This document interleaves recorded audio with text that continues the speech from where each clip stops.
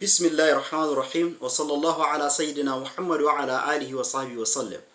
Wallahi kowace irin matsala da ka sani ko kake a ciki akwai mafitarta a musulunci. Wallahi ba abun da ka ike matsala musulunci bai kawo mafita ba. Amma mafitar ce fa ba mu sani ba. Ko mun sani ba mu amfani da ita ko ba mu imani ba. Musamman yanzu a Najeriya da ake fama da irin wannan baƙin zaluncin, yunwa da kunci da talauci, da mai aure da mara aure, da mai aikin gwamnati da ɗan kasuwa, ga zubar da jini. Malam abu yayyawa zaka ga mutum yana tafiya a hanya kama ya hauka. Har 'ya'ya mata malam abin tausayi, har 'ya'ya mata. To don haka ga mafita, ni dama duk wa'azina wallahi ni na fi son in kawo me solution da musulunci ya koyar, wallahi tallahi. To amma sai fa mun aikata. Babban abin da isa kuka ga damuwa ta yi mana yawa, wallahi mafi yawan mu abin da yake janyowa kaga duniyar ta ƙi ma daɗi kamar ka kashe kanka, kin ki auruwa, rayuwa ta ƙi ci gaba, ta ƙi komai. Abu ɗaya ne, ka taɓa zama ka yi nazari ka ga me mafita jiya yau sama da shekara 5 rayuwarka ba ta taɓa ci gaba ba? Ka yi nazari? To babban abin da yake janyo wannan matsala shine malam muna sakaci fa da addu'a. Ba ka da wata addu'a da ka runguma kullum kake yi da gaske kuma kai da Allah zai yi ma damuwa. Sai dai kawai ka ɗan yi addu'a ta minti 2 ka tashi ka tafi. Sannan akwai maƙiya. Ko ya Allah ya ma ni'ima ya kaɗan yanzu za a halakar da kai. A nan wani DSS yake ban labari. Wani dab da shan ruwa kawai ya ga mutane sun shigo gidansa, wallahi suka sa bindiga suka harbe shi aka. Nan take ya mutu. Matarsa ta ce kuɗi kuke so, ina sun kashe shi, suka ce an aiko mu ne. Ashe mai gidansa ne, suna sana'a aikin walda, mai gidansa ne ya ga yana samun kuɗi, shine ya ɗau haya kila da azumin Ramadan suka je suka kashe shi. Allah ya taimaka aka kama shi. Kuma ɗayan matarsa kawai ta dab da shan ruwa ta ji sallama, ta ce ka tsaya ka sha ruwa, yana fita wallahi shi kuma kawai sai gani ta ya da ya riƙe wuya, jini yana zuba, yana leƙawa wane ne kawai aka sa wuƙa mai kaifin tsiya shut aka yanke shi a wuya, sai jini, sai ya riƙe wuyan, sai maza ya rubuta mata sunayen wasu mutane guda 3. ta ce ta ji murya abokinsa wani kan akan shi asibiti ya mutu. Ashe abokansa ne sun yi kasuwanci kuma shi ya ja su a kasuwancin, aka samu riban miliyan 27. DSS din yake gaya mu.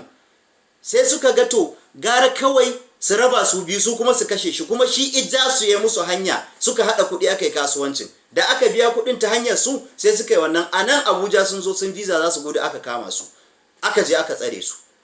Kai ka zauna kamar ka biyawa baka addu'a.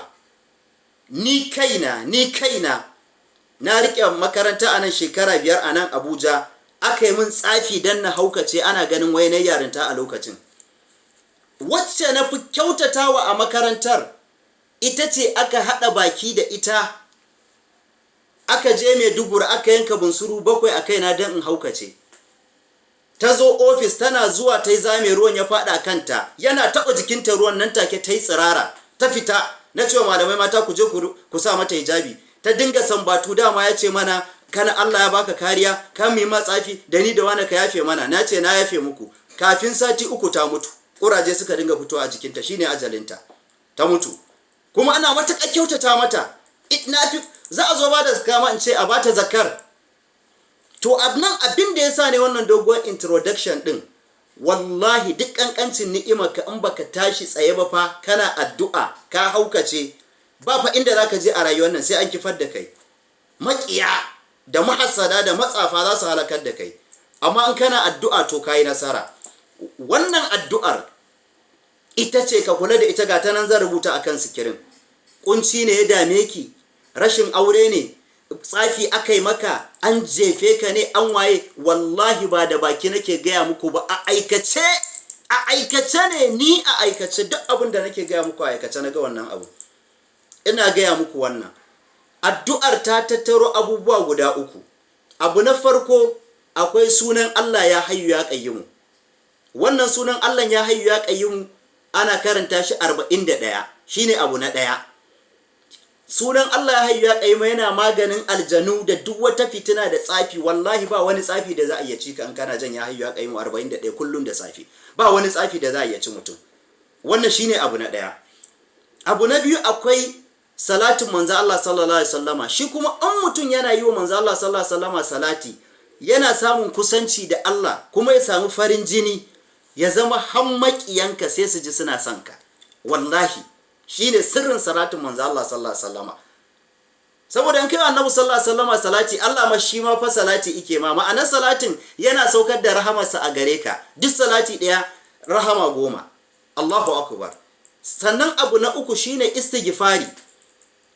Manzon Allah sallallahu alaihi wasallama ya ce man lazimal istighfara, duk wanda ilazimci istighfari ko yaushe yana yi, ja'ala Allahu lahu min kulli hammin farajan. Allah zai sanya masa daga kowane irin bacin rai fa, sai Allah ya sa mutum ya yaye masa shi. Wa min kulli dhiqin makharajan, duk kowane irin kunci ne sai Allah ya ba mutum mafita. Wa razaqahu min haythu la yahtasib, kuma Allah zai wa mutum arziki ta inda bai taba tunanin zai arziki ba. Wallahi sai Allah ya masa. Wallahi na san wanda talauci kamar ya haukata shi, amma da irin gumi istighfari, motar da ike hawa a yanzu ta fita naira miliyan 20. Ina gaya muku wannan ɗalibina ne. To ga addu'an nan zan karanta yadda ake, kuma zan rubuta akan sikirin da sauri. Abu na farko, kullun da safe in ka tashi bayan sallah asuba, ko da mace ce ba ta cikin yanayin tsarki, zaki karanta wannan addu'a. Ba wani wahala, cikin minti 5 ko 10 kin gama. Na farko zaki dinga cewa ya hayyu ya qayyimu, ya hayyu ya qayyimu, ya hayyu ya qayyimu so 41. Zaki karanta ya hayyu ya qayyimu 41. Wannan shine na farko. Na biyu zaki karanta kowane irin salati na manzo Allah sallallahu alaihi wasallam so 10, amma wannan yafi. Shi na ba wata, shi nake yawan ba mutane, amma kowanne fa kai yayi fa. Kowanne yayi. Shine Allahumma salli wa sallim wa barik ala sayyidina Muhammad wa ala alihi wa sahbihi adada khalqika wa rida'a nafsika wa zinata arshika wa midada kalimatika. Amma kowane salati kai fa yayi. Kowane salati kai yayi. So 10. Abu na ƙarshe sai mutum ya zo ya karanta wannan istighfarin sau 100. Shine astaghfirullah al-azim allazi la ilaha illa huwa al-hayyul qayyum wa atubu ilayhi. To in kullun sai ka yi da niyyar ko me yake damunka. Wallahi in san samu ne mutum yayi da safe kafin ya kwanta bacci ma yayi, amma ko da safen kawai mutum yake ya gamsar. Wallahi ba wani tsafi da zai cika, ba wani asiri da za a yi ya lalata mutum, ba wani bala'i da zai zo ya sa ka kamar ka haukace. Kuma duk damuwar da ta dame ka in kai ka dawwama kana wannan, wallahi sai Allah ya fidda mutum. Kuma inda hali mutum ya dinga yin sadaka, to Allah ya sa mu dace. Insha Allah sai next audio or video shi ma za mu ci gaba da ka irin wannan karatuttuka. Muna fatan addu'a ku Allah ya dafa mana, kurakuran da muka yi Allah ka yafe mana, abun da muka faɗa daidai Allah ya sa a mizani, Allah ka kare mu da riya da shirka.